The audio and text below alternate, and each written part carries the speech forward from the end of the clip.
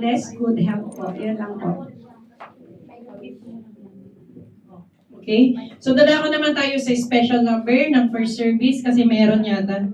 First service. First service, tara. Nag-effort ako doon sa recording ba? Happy returns of the day.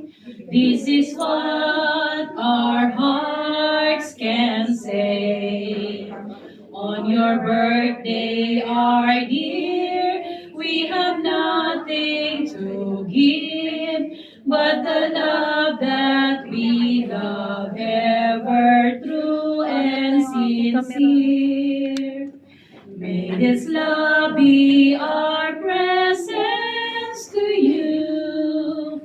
Take it dear or say you love us too. On your sweet Natal day, we were silently pray. Many happy returns of the day. With all our hearts, we're praying. With all our hearts, we're singing. We wish you joy and gladness.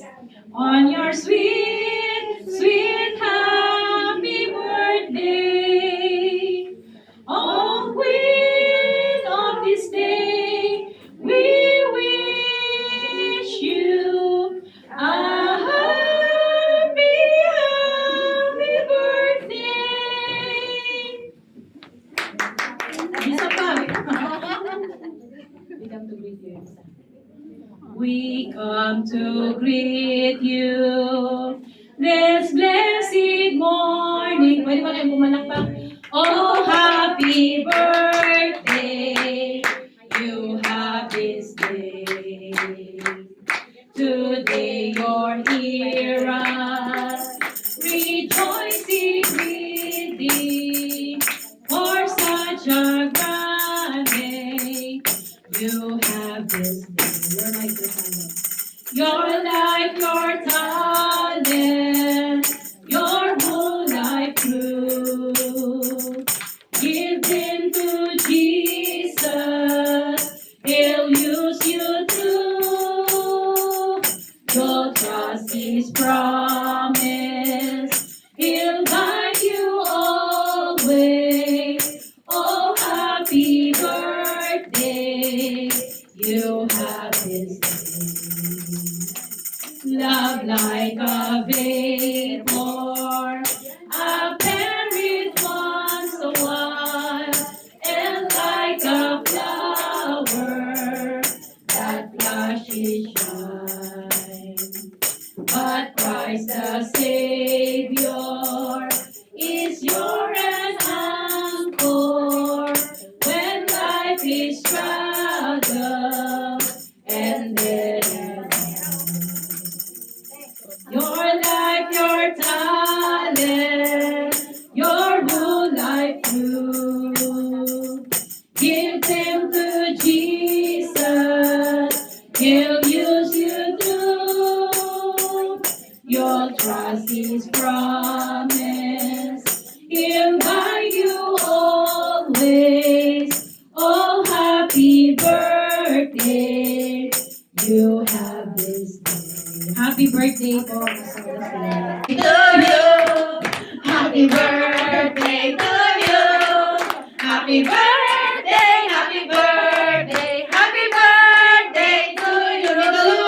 May the Lord God bless you. May the Lord God bless you.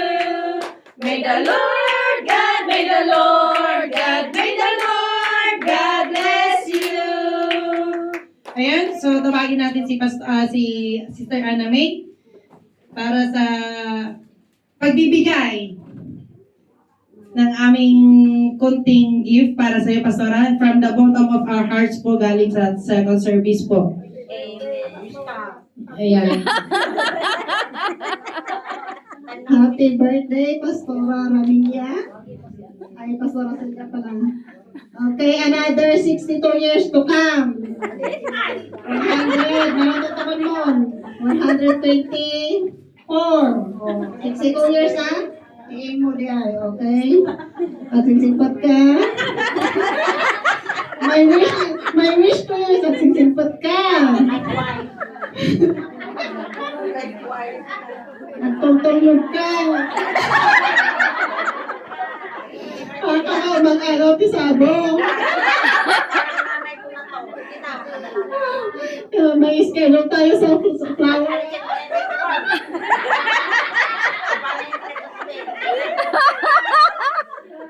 Happy birthday. We love you, Pastora. Sincere na. We love you. Okay? Ngantay kahit nalatan, Pastora Mela.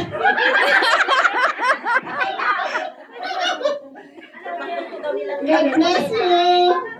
God bless you. Yun ang prayer namin, ha? Ay, hindi nyo naintindihan. Sabi ko sa kanya, another year. Oh, wag kunin yung flower. Schedule. Nagpakabait. Ayun. Yun lang ang wish ko sa kanya. Love you. Ayan, so ngayon tatawagin naman natin ang principal ng school, si Ma'am Nati. Ayan. Andun na po, yan po ang ating principal dito ng schooling. Yung mga gusto pong mag-enroll, pwede pa po kayong humabol. Mabait, sobrang bait po ng mga teachers. Magagaling pati. Tagalog Tagalog.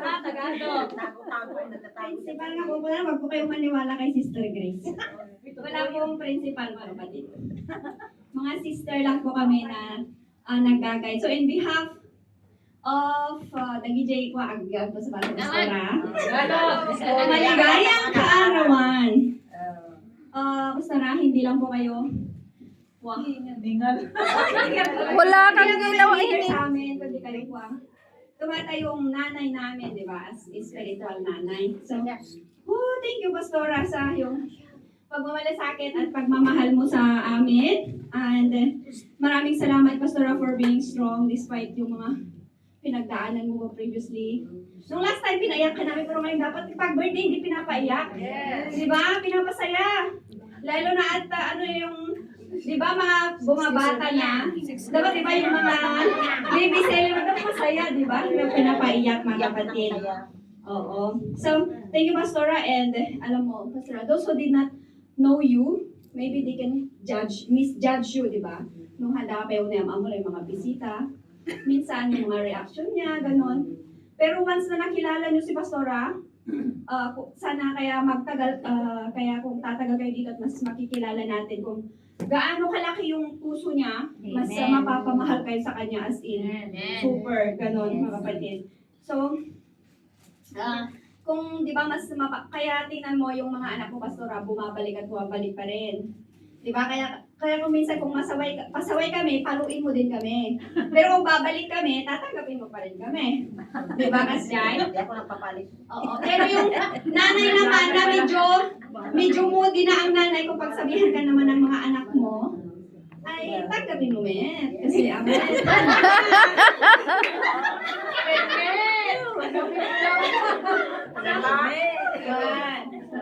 Ang pagmamahal Jai. Sure, lang natin. So, we love you so much, Pastora, at lagi namin kayong isinasama sa aming prayers. Ikaw po at saka ang iyong pamilya. So, have a blessed birthday, Pastora, and enjoy the party later in the food. Blessed birthday, Pastora. God bless. Kita na natin yung ugali niya. Alam na nating lahat, karamihan sa atin, alam na natin yung ugali niya talaga. But, yung nakikita nyo is talagang reverse.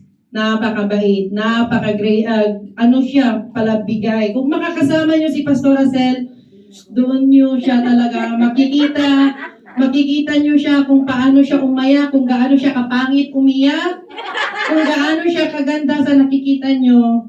Pero talagang yung pastor natin, hindi siya talagang matapang lagi. Marami din siyang mga pagsubok. Alam nyo, kailangan din niya ng nagko-comfort sa kanya. Ang ating pastora, hindi niya alam lahat ng nangyayari dito sa church, kaya may inilagay po siyang leaders para tumulong po sa kanya. Kaya tayo mga leaders, maraming salamat dahil may pagkakaisa po tayo na sinusuportahan natin ang ating pastora, kahit minsan palasigaw, yung mga pinagsasabihan niya tayo, kahit yung minsan alam natin na in a bad words yung niya, yung hindi maganda yung pag-ayos, yung pananalita niya. But alam natin na para yun sa ikalalago natin, para yun sa ating spiritual growth, para yun sa atin. Kasi tumatapang tayo ng dahil sa kanya. Kasi kung hindi ganyang katapang ang ating pastor, sino ba tayo dito? Hindi tayo makakatayo dito. Kasi andyan siya na-train tayo ng dahil sa kanyang katapangan. So, kung malambot ang ating pastor, paano natin siya hahangaan? Paano natin siya tutularan? So, siya yung isang leader natin dito. Napakaraming mga namin pinagdaanan din, Pastor Asel. Grace, ganyan. Palagi akong napapagalitan. Pero hindi ako nagtatanim ng sakit, ng tanim, ng mga galit. Kasi mula bata, na pag alam mo na lumaki ka na sa bilang Kristiyano, talagang yung respeto andun pa rin sa kanya. Doon ka natututo sa mga galit niya. Hindi tayo matututo kasi wala tayong perpekto. Ang ating pastora, marami yang flows. Hindi lang niya nasasabi. Pero tayo, tutulungan natin siya para maayos. Kasi tingnan nyo, 62 na pala siya. Akala ko 26. 62 na pala siya. Kaya pala niya, lunglingdan yung number. Kasi gusto niya pala tulang nung nakikita. So, ganyan ang ating pastor. Napakabait niyan. Mabait yan. Ganyan lang siya talaga magsalita. Ganyan lang talaga siya. Pero alam nyo, kung minsan, kung nakikita, huwag tayong masaktan sa mga sinasabi niya, kung minsan talagang praprangkahin ka lang niya, pero sa puso niya, mas maigi yung humbleness, yung humility na nasa kanya. Nakikita natin kung gaano kabuti, pero sabi nga ni Ana, mas mahal lang natin si Pastor Ramil. Kahit wala na. So may big surprise po. At least bumait na siya ngayon. Noon, para siyang lion. Yes. Tigri talaga siya. Tigri siya, hindi niyo siya lang malalapitan. Buti pa si Pastor Ramil, doon talaga kami nagsusumbong. Tapos sila na yung nag-aaway. Ngayon, nung nawala na si Pastor Ramil, nagiging maamong tupa kasi wala na siyang kakampi. Kaaway niya tayo, edi wala na siyang kakampi, kaya magiging siya na yung maamong tupa. Nagiging layon ng ating pastora. Pero ayan, so God bless you, Pastora Sel. Andito pa rin kami na laging nasa likod mo sa kasiyahan, sa mga kalungkutan, mga kwentuhan, chismisan, andito pa rin kami. Hindi ka namin iiwan kahit anong mangyari. Alam mo naman na kung anong pinagdaanan natin. Ilang years na, mula noon sa church hanggang sa paglipat natin dito. Andito pa rin ang mga taga-revival, RCCJO, as a one family na laging handang tumulong at tumayo sa iyong likuran. Mahal ka namin, Pastora Sel, at God bless you. God bless you more. Hindi namin ma-express ang aming pasasalamat sa iyo. Alam namin na naghanda ka na naman ng macaroni.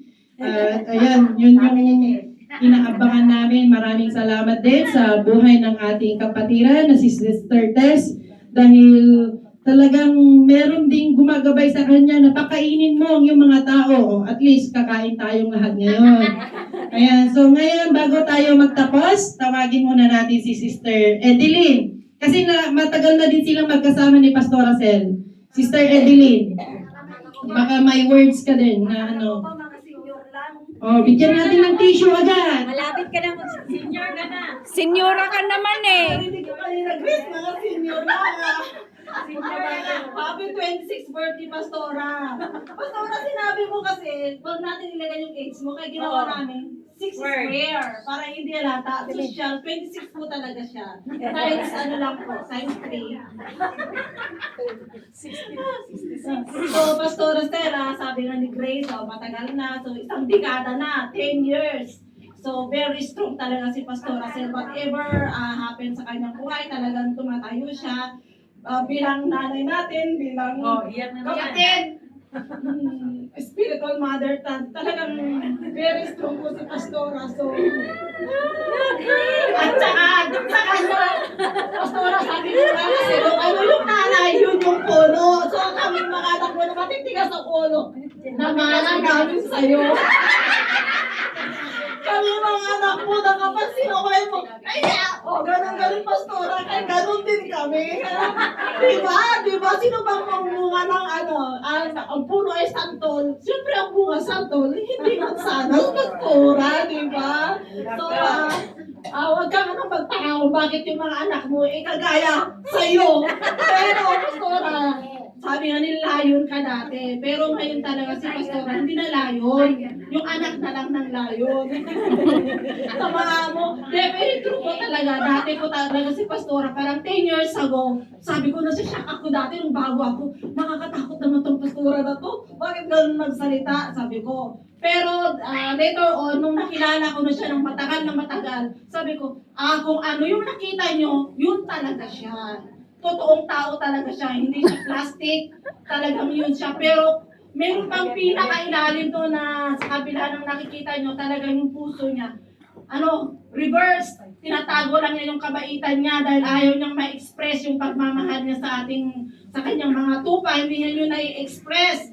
So ginagawa na lang niya, yun talaga yung expression of love ni Pastora para tayo matuto.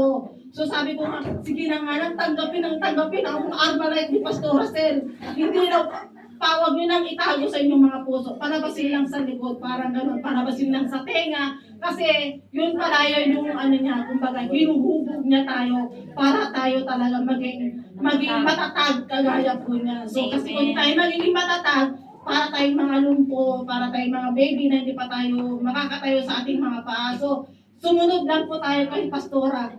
sumunod lang po sa nakakataas. Sabi nga ninyo, obey, obey, and obey. So, dapat may pagkakaisa tayo, meron tayong unity, meron tayong pagmamahal, understanding. Unang-una po talaga, magtulungan at saka very understanding po dapat ang bawat isa. Lalong-lalo na ang mga leaders, dapat po talaga is magtulungan, mag-lift up sa bawat isa, hindi yung maghinahan po pababa. Dahil yun po talaga ang gusto ng Panginoon, ang maitaas ang bawat isa sa buhay natin. At nakikita yon sa ating mga ugali, sa ating mga gawain, sa ating ministry, kung nabubunga ba yung ministry po natin. So ito po yung bunga ng paghihirap ni Pastora, yung sacrifice niya sa atin, sila Bishop, sila Pastora rin. So maraming salamat Pastora sa pagkakagamo sa iyong mga anak na mga suwain, kumbaga. Pero mabait na po kami ni Pastora. We love you, Pastora. Ito masabi nga ni Grace. Kami yung backbone mo na laging naka-antay sa'yo. We love you, nakaalalay sa'yo. So, ang gift po ng first service, nakikita niyo na po, suot po niya.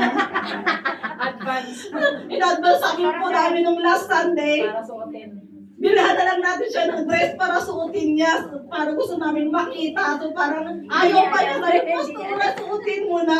Yan yung pagmamahal namin sa'yo na makikita namin para sa'yo. Sabi namin, Pastora, we love you so much.